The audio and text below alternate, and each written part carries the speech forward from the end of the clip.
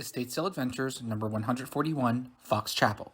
Estate sale season is definitely in full swing, and it's sales like this 1920 Tudor going for $1.2 million that makes all the effort worth it. The home was not dated at all. It was neat as a pin with huge rooms and amazing finds. Ugh, look at the blooms on that tree. The dining room was beautiful. It had a very nice wainscot and crown molding, and the kitchen had a tile ceiling with built-in LED lighting. Each room had a distinct style. Nothing was cookie cutter and everything was top-notch quality. And here I am geeking out over the house and haven't shown a single find yet. Here's something unique, a map detailing all the places the previous owner went to. One of the most interesting finds was this Pan Am advertisement from 1936. It showcased the first passenger flight from San Francisco to Honolulu. This lucite chair was something I had never seen before. Neither was the original Airtay. This particular Airtay serigraph is titled Zephyr 2. The mirror shelf combo was definitely right up my alley, as well as the inkwells, this red crystal decanter set, a hand-painted fan, a 90s style mirror, a few embroidery pieces, and then there were the clothes. Now, I normally wouldn't think twice about glazing over the women's clothes, but this house was an exception. There were some pretty over-the-top furs. In particular, this Liberace meets Siegfried and Roy number. It was like a poncho/coat, and I had to try it on. There were no labels, no tags, probably a one-of-a-kind piece. It was legit calling my name over and over and over again. Sadly, I had to pass. Before ending, I have to show you the backyard with its amazing little pond, home to these monster koi fish. Shout out to JD Llama, who ran today's sale, and Judy the Liquidator, who did a top-notch job. And make sure to find next week's sales at pghestatesales.com. Thanks for watching, please like and subscribe, and find me on Etsy. Estate Sale Adventures, number 143, Glenshaw. Never count out a family-run sale. While this may have been a quick stop, there were definitely finds to be found. I kind of like these spaghetti glass tumblers, and my friend ended up purchasing this owl door knocker. And here it is on his front door. Luckily, the next sale was only a few blocks away. This particular sale was done by Turnkey. They're super nice and have awesome pricing. First off, I always have mad respect for a spotless vintage kitchen. There were a lot of retro vibes in this home, and some of the pieces were really unique, like the serving set with the mushroom detail. There was a large selection of Barbies with all of her essentials. And apparently, at some point, Barbie worked at a fast food place. I do enjoy these standalone ashtrays, and I thought this was kind of cool. 2 identical custom canes with different heights and handles. Maybe they were tailored to whoever used them. Be sure to check out pghestatesales.com to see what's happening this coming week. Don't forget to like and subscribe, and find me on Etsy. Estate Sale Adventures, number 145, Oakmont. For those of you not in the know, Oakmont is a swanky suburb outside of Pittsburgh, home to the famous namesake golf course and bakery. Now this was a beautiful home, and not one of those McMansions. The first find that caught my eye was this collection of die-cast mechanical coin banks, mostly still functioning. But like with most sales, the real treasures are in the basement. I thought the tiny glass bottles were pretty cute, but here's a first, an inventory of St. Edmund's uniform jackets. Now here's something that really tickled me, a Ronald Dahl book collection. I completely forgot that he wrote The Witches, one of my favorite movies.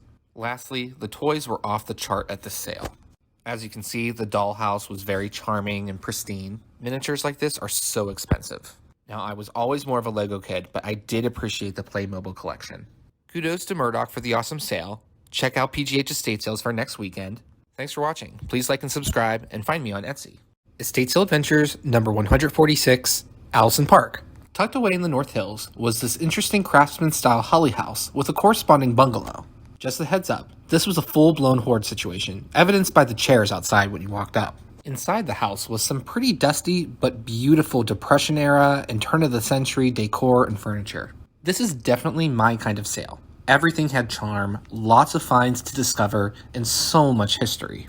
Some standouts included the assorted glassware, Boy Blue by Thomas Gainsborough in statue form, a ceramic rainbow hot air balloon, a smattering of musical instruments, and this very bizarre Star Wars vinyl from the brand Kid Stuff. C-3PO and R2 looking a little bit off.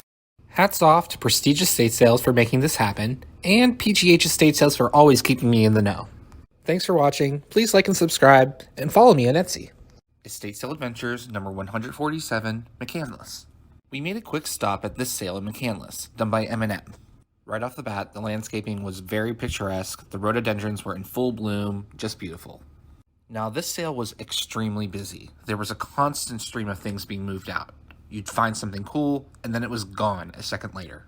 For instance, I really liked this circular bullseye mirror, but it was snatched up within seconds. The same thing with this cool panda art. My friend bought this file cabinet piece for a great price, and I bought this small brass lamp. I plan on changing the glass and holding on to it for myself. M&M did a really good job with this sale. Make sure you check out PGH estate sales for next week. Don't forget to like and subscribe, and find me on Etsy. Estate Sale Adventures, number 148, Ross Township.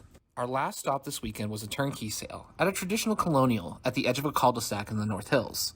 If I had the budget for it, this would have been the best sale for me. There were at least a dozen marble-topped antique pieces spread throughout the home. There were varying styles and function, all of which were really up my alley. There were also some really unique pieces that stood out from the crowd, like this repurposed sewing machine lamp, a wall-mounted coffee grinder, a leather stitching horse saddle bench, and plenty of floral decorated hurricane lamps. These ones hung from the ceiling were actually pretty nice. I've never seen the front of a drawer hung on a wall, and seeing a real silk kimono was a first as well. This copper and brass lantern kept calling my name, and so did the china for some reason. I usually just glaze over and pass it by. This sale was very much worth going to. Thanks for watching. Please like and subscribe, and find me on Etsy. Estate Sale Adventures, number 149, Monroeville.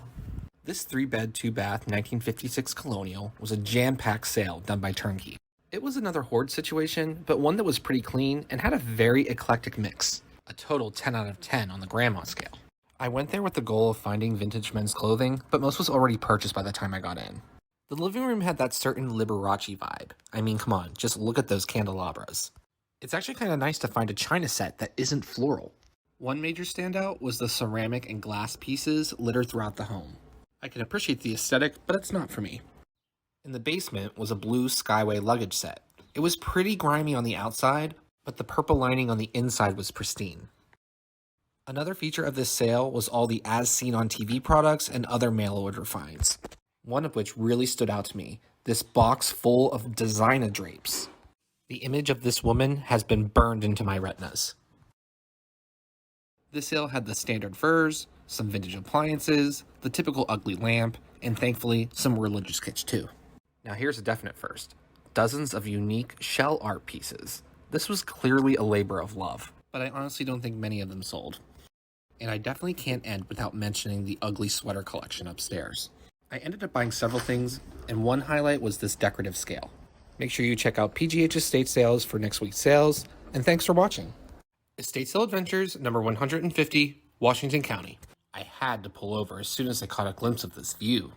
One can definitely forget how beautiful rural Washington County can be. And upon driving up to this traditional log cabin, I could feel the endorphins flowing. Built in 2007, this home sits at the crest of a hill overlooking the valley. There was a rustic, do-it-yourself feel to this home, while also being very luxurious and private. As you can see, the selling point of this property is this amazing wraparound porch. Although pretty small, this loft-style cabin was extremely charming, and the sale had some interesting finds too. There were some nice antiques that fit the space very well, a few homemade pieces which were pretty interesting, and the china was worth a second look too. So this castle model is a mock-up of what the Mad King Ludwig II apparently wanted, the same king that constructed the Neuschwanstein castle. I thought the Dumbo clock was really cute, and this complete collection of Hardy Boys and Nancy Drew books was very nostalgic. I just love these cover illustrations. Another tempting find was this massive dinner bell, but I already have one already, half the size though. Make sure you scope out next week's sales at pghestatesales.com. Don't forget to like and subscribe, find me on Etsy, and thanks for coming on this adventure.